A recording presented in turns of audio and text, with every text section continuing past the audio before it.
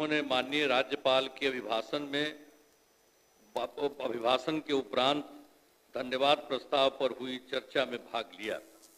माननीय राज्यपाल महोदय ने अपने अभिभाषण में विस्तार से सरकार की उपलब्धियों एवं प्राथमिकताओं की चर्चा की है।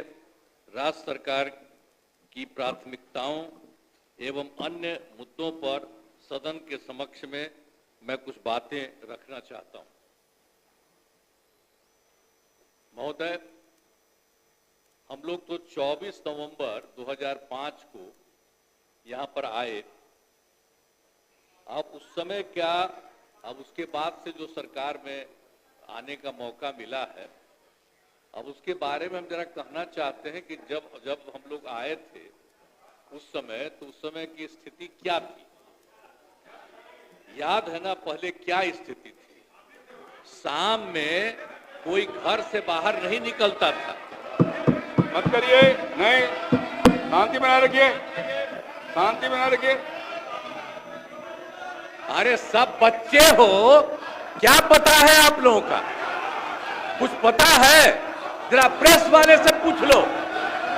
शाम के बाद में आई बच्चा है, इसका क्या जन्म हुआ था? कुछ है?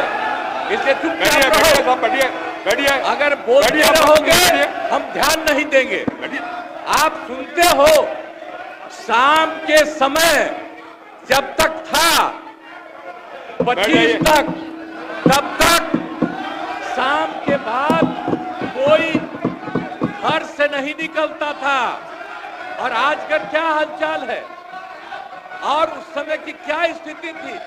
कहीं आने जाने का रास्ता नहीं था। हम भी केंद्र में मंत्री थे, हम भी एमपी थे। नेता बोल रहे हैं, शांतिपूर्वक सुनिए। इलाके में जाते थे तो हमको पैदल ही जाकर के सब जगह जाना पड़ता था। कहीं कोई जगह होगा नहीं था, कुछ पता है? यही तो बता रहे हैं। और उसके बाद क्या हाल था? अब उसके बाद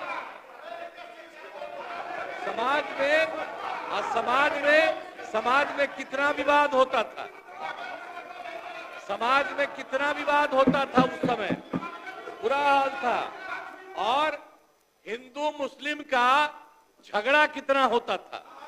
वोट लोग लेते थे, लेकिन हिंदू मुस्लिम का झगड़ा कितना होता था। और मुसलमानों को कुछ होता था तो उसको बचाने का कोई उपाय करते थे। ये जब हम आए उसी समय की स्थिति आपको हम बता देते। और उसके बाद हम लोगों ने सब काम किया, हम आगे बता देंगे। अब पढ़ाई का क्या हाल था? पढ़ाई में कम लोग ही पढ़ते थे। यह हालत था जब हम लोग आए।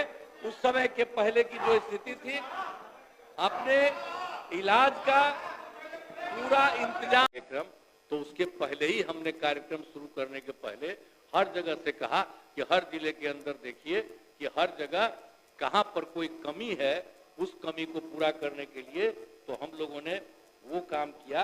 अब सब जगह का हम लोगों ने, हर जगह का, और आप जानते ही हैं कि जो आपको बता दें कि हम लोगों ने शुरू में ही जो हम लोग वहां से करके आए जनवरी, और उसी के लिए भी कैबिनेट से हम लोगों ने पूरा का पूरा कर लिया। और उसके बाद दूसरे बार भी किए। तो अब हम लोगों ने पहले 4 फरवरी को कर लिया था कैबिनेट से, तो जो भी कमी थी उसके बारे में तय किया। और इसके बाद जो तय किया 25 फरवरी को, उसमें भी किया गया। और उसी तरह से 38 जिले में जो भी घोषणाओं के संबंधित हुआ, तो 430 योजनाओं की स्वीकृति।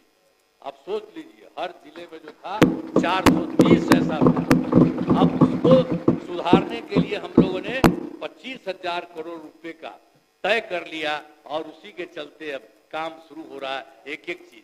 तो ये लोग क्या बोलता है, सबको कोई मतलब है? आज तक कोई काम किया है? सब खम्मा तो हम लोग शुरू से कर रहे हैं। अब यहीं पर देख रहे हैं, आज जब भी हम कहीं जाते थे तो वहीं पर कोई भी आदमी किसी भी पार्टी का था, कोई कहता था, उसकी भी बात को सुना जाता था। तो ये जितना देखा गया, अब जो भी है उसके बारे में देखा जा रहा, उसमें भी, और कुछ जगह के बारे में तुरंत पता चला था, उसको भी हम लोगों ने अडॉप्ट किया। और बाकी एक एक तरह से सारा काम किया जा रहा। हम लोग हर तरह से, सब तरह से काम कर रहे हैं। और उसी के अलावे हर तरह से राज्य सरकार बिहार के विकास एवं समाज के हर तबके के उत्थान के लिए दृढ़ संकल्पित है। ये पूरा का पूरा हम सब लोग काम कर रहे हैं और बहुत खुशी की बात है कि वर्ष 24 में नई केंद्र सरकार के गठन के बारे में आप सोच लीजिए, केंद्र सरकार के बारे में हम लोग को क्या, हम लोग तो कर ही रहे हैं, लेकिन केंद्र सरकार का भी जो सहयोग हुआ है, जो आप समझ लीजिए जब चुनाव 24 में चुनाव हुआ, अब उसके बाद जो फिर सरकार थी, तो पहली बार उसने केंद्र सरकार ने ये के उसके गठन के बाद उन्होंने किया बिहार के लिए विशेष आर्थिक सहायता के रूप में, आपको बता दें, सड़क, उद्योग, स्वास्थ्य, पर्यटन और बाढ़ नियंत्रण के लिए बड़ी राशि देने की घोषणा उन्होंने की।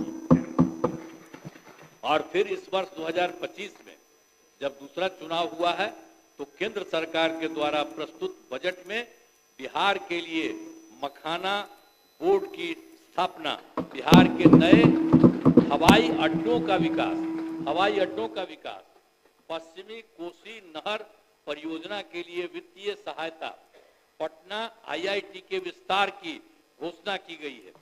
इसके लिए हम आदरणीय प्रधानमंत्री श्रद्धेय नरेंद्र मोदी जी का हम अभिनंदन करते हैं, उनको हम धन्यवाद देते हैं कि उन्होंने दोनों बार 24 में और 25 में भी उन्होंने बिहार के हित में बहुत सारी योजनाओं के बारे में उन्होंने तय किया।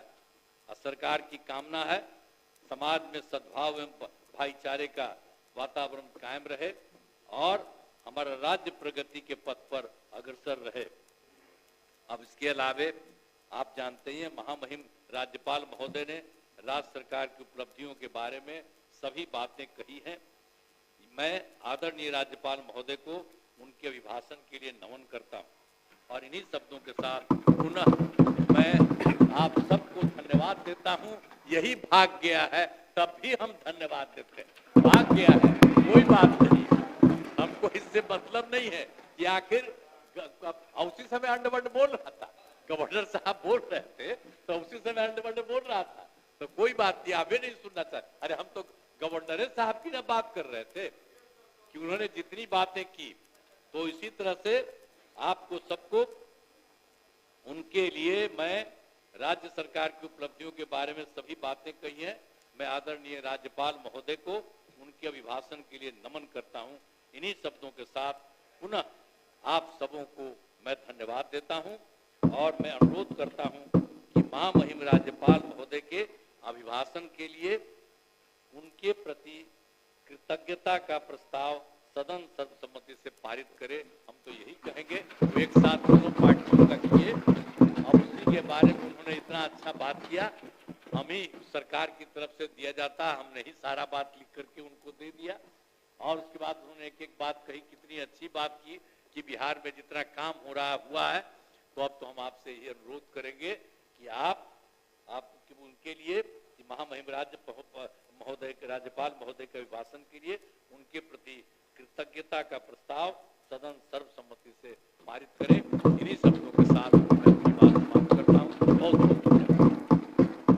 अब सरकार का उत्तर समाप्त हुआ।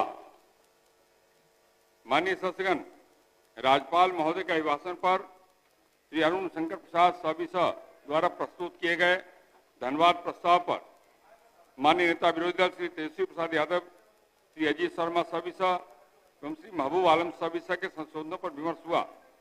अब मैं एक एक करके संशोधनों और मूल प्रस्ताव को लूंगा।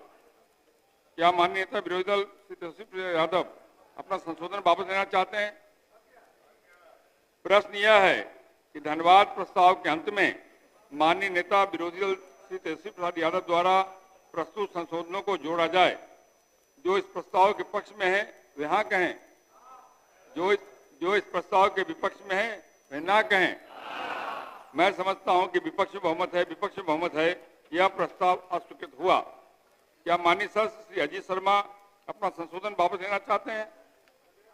प्रश्न यह है कि धन्यवाद प्रस्ताव के अंत में माननीय सदस्य श्री अजीत शर्मा द्वारा प्रस्तुत संशोधनों को जोड़ा जाए।